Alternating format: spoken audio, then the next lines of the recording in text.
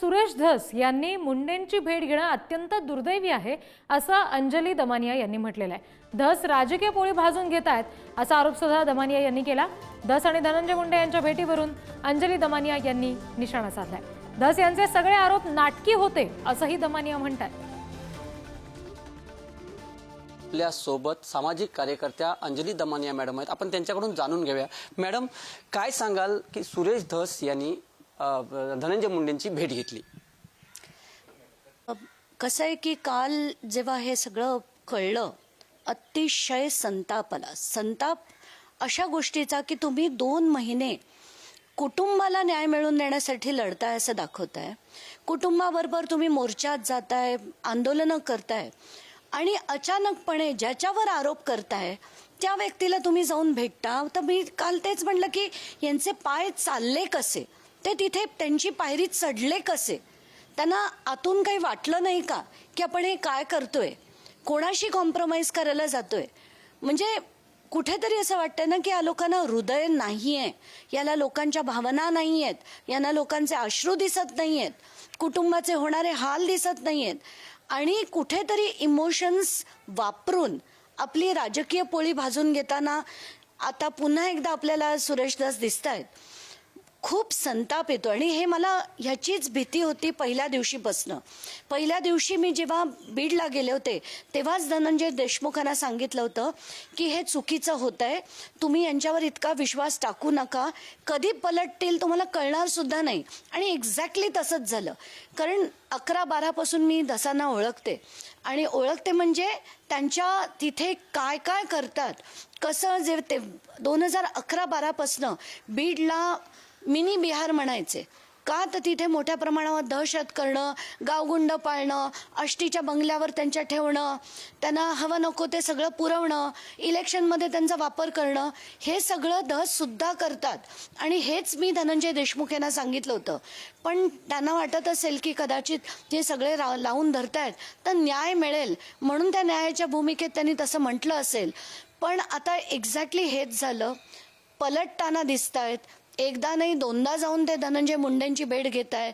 मग आपल्याला ते सगळे मागचे डायलॉग आठवतात, आका, आकाचे आका, अमुक तनुक, दादा क्या हुआ तेरा वादा वगैरे वगैरे, हे जे ते बोलले होते ते किती खोटं होतं, किती उथळ होतं, किती नाटकी होतं, हे सगळं आता आपल्याला दिसतंय। मॅडम, अजितदादांनी सुद्धा त्यांच्यावरती कोणतीही कारवाई आता होणार नाही असं म्हटलं आहे। जोपर्यंत त्यांच्यावरती आरोप सिद्ध होत नाहीत तोपर्यंत ते त्यांच्यावरती कारवाई होणार असं म्हटलं, त्या संदर्भात काय सांगा? नाही, त्यांना आरोप म्हणजे काय, आधी म्हणाले नुसते आरोप होत आहेत, पुरावे नाहीत। मग आम्ही पुरावे दिले, अगदी ऑफिस ऑफ प्रॉफिटचे जाऊन मी त्यांच्या हातात दिले, मग आम्ही त्याच्यावर योग्य तो निर्णय घेऊ म्हणून मला सांगण्यात आलं।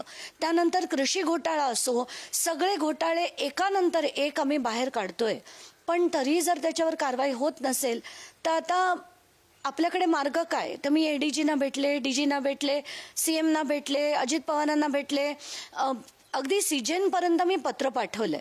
आणि ह्या कसं असतं की बाय लॉ तुम्ही एखादं पत्र विथ डिटेल्स जर सीजेनना पाठवले आणि त्यांना ते गंभीर वाटले तर ते सुओ मोटो PIL म्हणून त्याला दाखल करून घेतात। तर तसं व्हावं अशी मी विनंती अर्ज त्यांच्याकडे पाठवला आहे। आता त्याच्यात कृषी घोटाळ्याचे डिटेल्स देखील मी पाठवणार आहे आणि 1 आठवडा थांबून, नाही तर आता नेक्स्ट स्टेप म्हणजे कोर्ट मूव्ह करणं, जे मी करणार आहे। व्हिडिओ जर्नलिस्ट नागेशसह मी वैभव घाग, पुढारी न्यूज, मुंबई। तर या भेटी संदर्भात इतर नेत्यांनी काय प्रतिक्रिया दिलेल्या आहेत ते सुद्धा बघूया।